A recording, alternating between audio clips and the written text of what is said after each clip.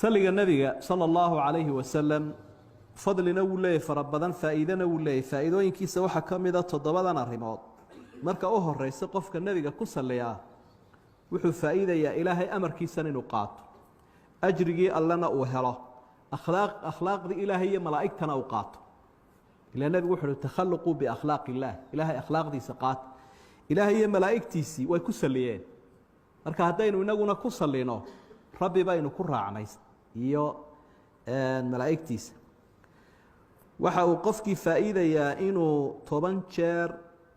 ilaahay ku saliyo qofka nabiga ku saliyay sallallahu alayhi wasallam ilaahay malaa'ig ilaahay saligiisuna waa inuu naxariisanayo adoonka ama uu amaanayo الثناء عليه في الملأ الأعلى بين أيمada qaarkood caalamka kore ayuu ilaahay ku amaanaya iyo malaa'igta dhexdooda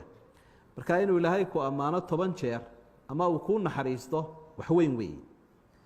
waxa labaad oo lagu helayaa shafaacada nabiga sallallahu alayhi wasallam oo abaalaynu ku qabno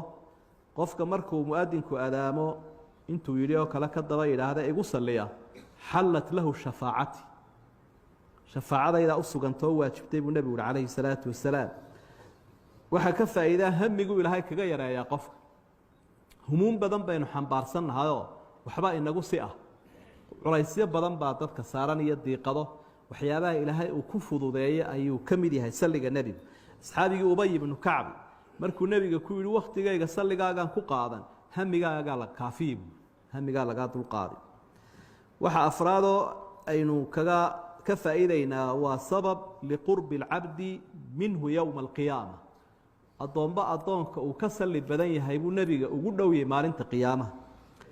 أولى الناس بي يوم القيامة أكثرهم علي صلاة وحديث صحيح الترمذي كسوغان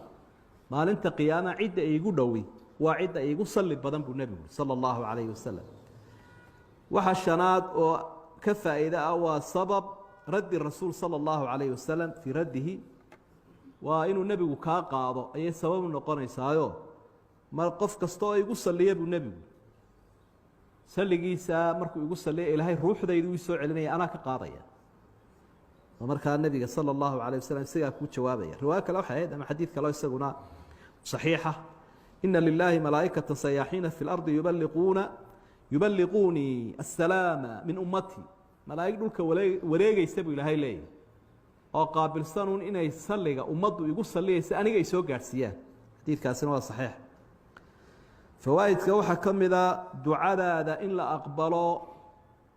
waxyaabaha caawinayo kamid yahay inaad saliga ku soo khatinto khitaamu misku ninba ducaysay ayaa tukanayay ilaahayna ma amaanin nabigana kuma saliin nabigu wuxuu ajil hada kani uu degdegay wixii ducadiisa lagu aqbali lahaa muu yeelin istawa saxiix waxyaabahaas maalinka jimcaha inaynu sii badino nabigu calayhi salaatu wasalaam iyadana wuxuu inoo sheegay in warbixin lagu siinayo saliga ay ugu saliyaysan badiya maalinka jumcaha fa inna salatakum ma'rudatun alay hadithki sahih abi daawud ku sugnaa saligin wala yardinaya meel kasta caalamka joogo telefoonada ilaahay baa nabiga ku rakibeen hebel baa kugu saliyay hebel baa kugu saliyay hebel baa kugu saliyay taasay ugu soconayso marka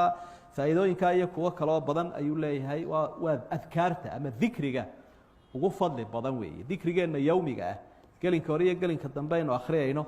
saliga nabigu isagoo 10 jeer buu la socdaa sallallahu